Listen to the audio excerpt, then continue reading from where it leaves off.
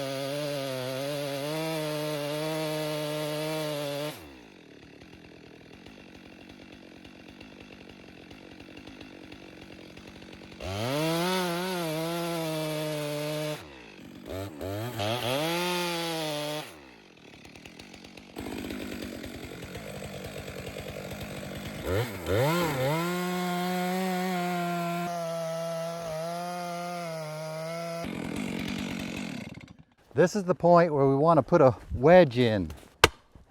This is like an insurance policy to make sure the tree doesn't tip back that way.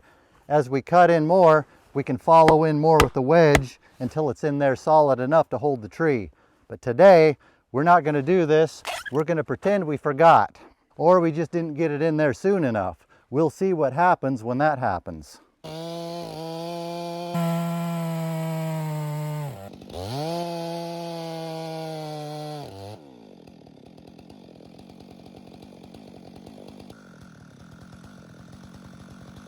Oh darn, darn, darn, darn, darn and blasted darn. The tree tipped back the wrong way, got my chainsaw stuck. Of all the rotten luck. I know I did this on purpose. I was just trying to give the viewers an authentic experience. Throw a little tantrum in there while still keeping this a family-friendly channel. Now I got myself into a real pickle. The tree is tipped the wrong way, the saw is stuck. I can't get the wedge in because the saw kerf closed up. You could try banging a wedge in there, but it's not likely to go past the bark. Most likely you're just going to do a whole lot of banging without actually accomplishing anything other than ruining your wedge. Whatever will we do? Let's try a few things. Since the saw is stuck, one way to get it out might be to get another chainsaw and cut it out. But what if we don't have another chainsaw? That is why it's good to have another bar and chain with you. And a bar wrench, which we can use to take the power head off the chain, which is going to be a little bit difficult because we got our dogs jammed in there. But with a little bit of finagling, we can get it out. Now we can put this bar and chain on it.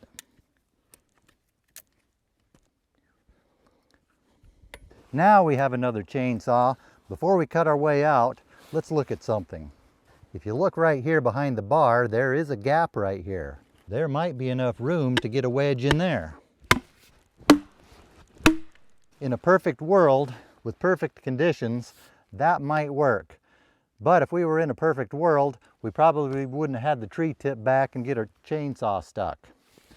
I have had this work one time that I can remember. If I remember right, that was a short stubby tree that didn't have a huge amount of lean on it.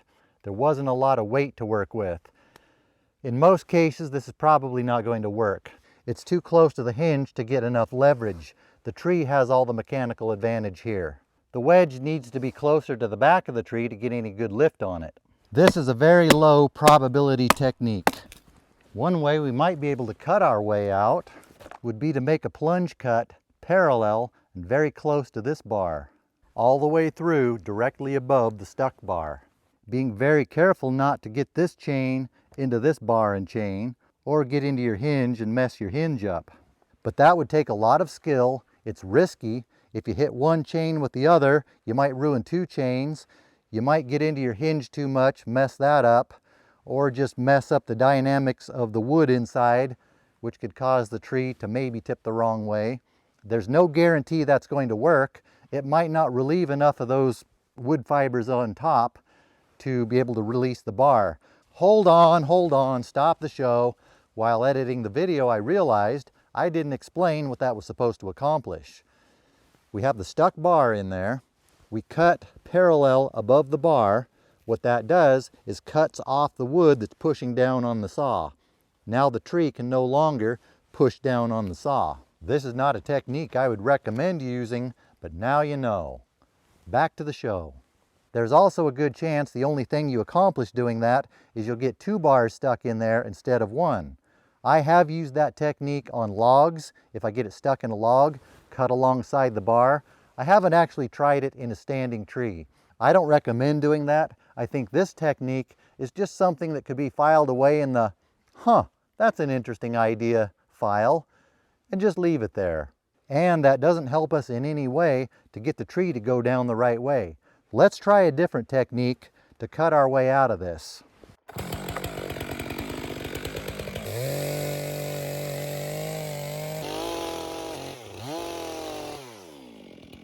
What I did there is I cut right in between that closed kerf. Now we have space to get a wedge in there.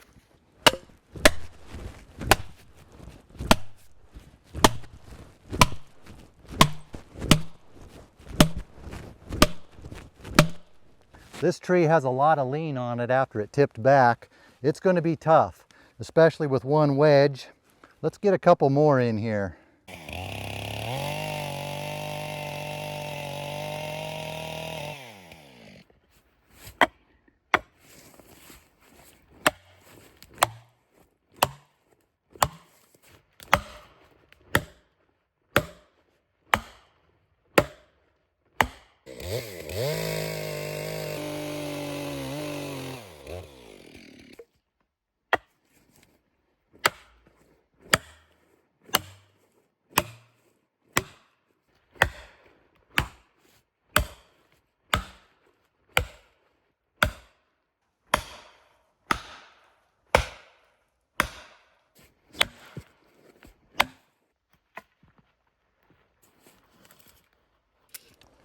Voila, or as the French and everyone else would say, voila. The wedges have opened up the gap enough you can even see daylight through it now. All the weight of the tree's lean is now on the wedges. The wedges now have control of the tree. Now we can put the saw back in there, finish the cut until the hinge is the width we want it.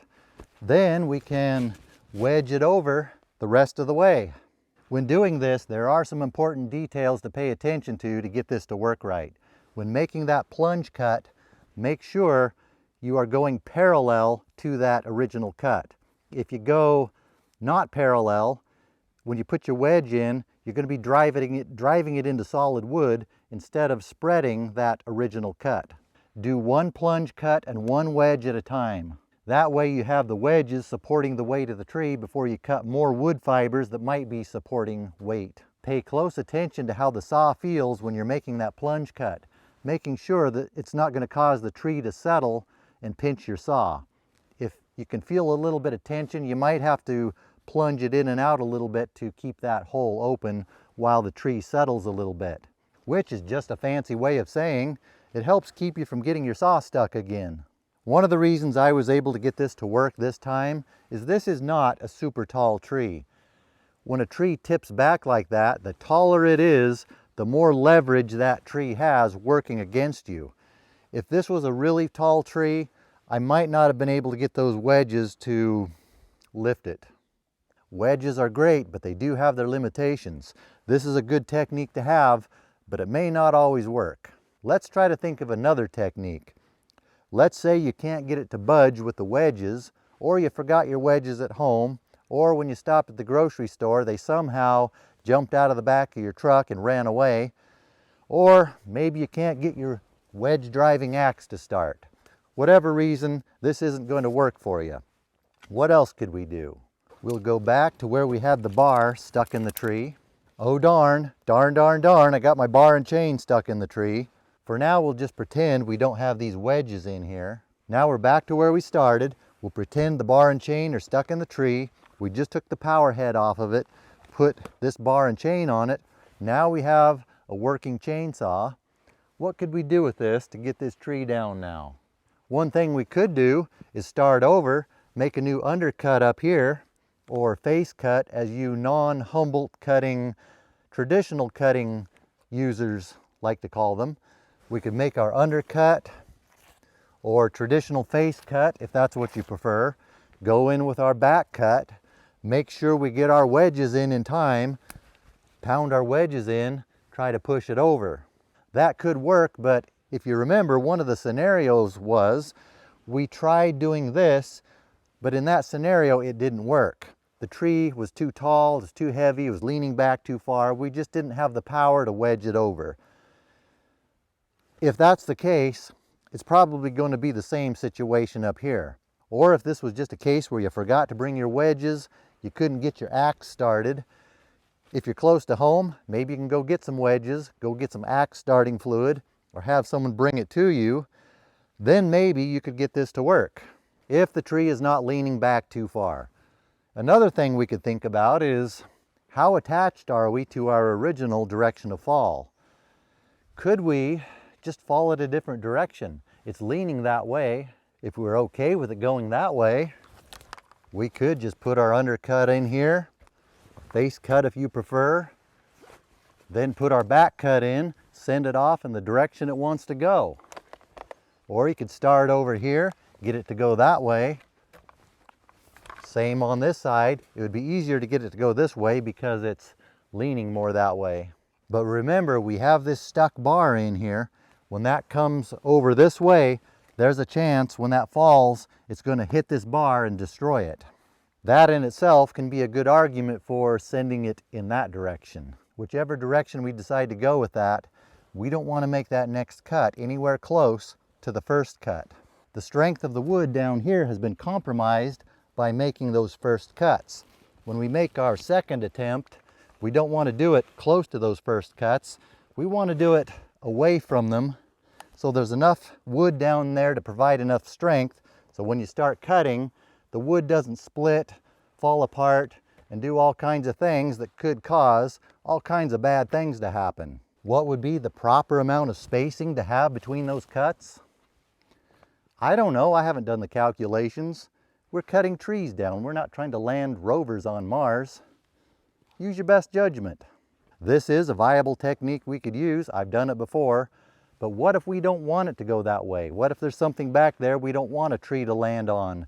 If we are really attached to getting the tree to go in the original direction, I'm running out of tricks we can use down here. Jacks can be used to get trees to go over the right way. This is kind of a small tree for a jack.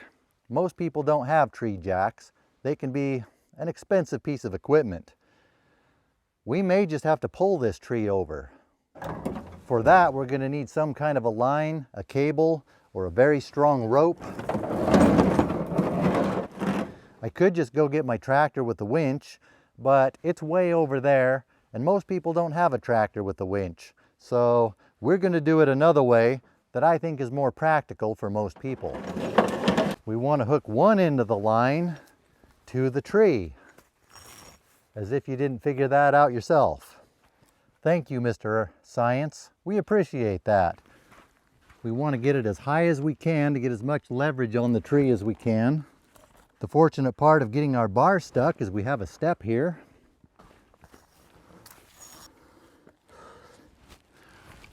Now we'll pause here for a moment, let that guy in the comments finish making his comment about how I'm going to bend my bar by doing that. Are you done yet? Okay, good. I'm not even going to reply to that comment. I'll let some of you have a go at him. If we're going to pull on it here from the road, which is the only place here we can get a vehicle to pull from, because there's a mountain right here.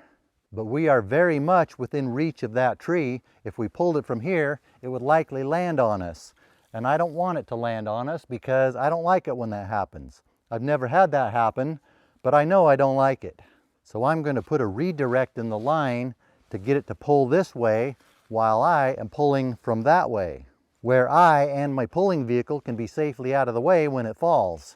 We can very easily do a redirect by hanging a block right here.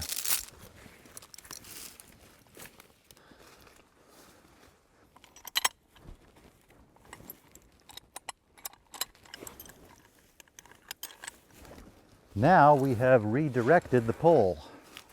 If we go to the end of the line, then look up at the tree, I'm still within reach of that tree. I'm going to string together some chains, chokers, and paraphernalia until we are out of the reach of that tree, just in case it decides to go the wrong way.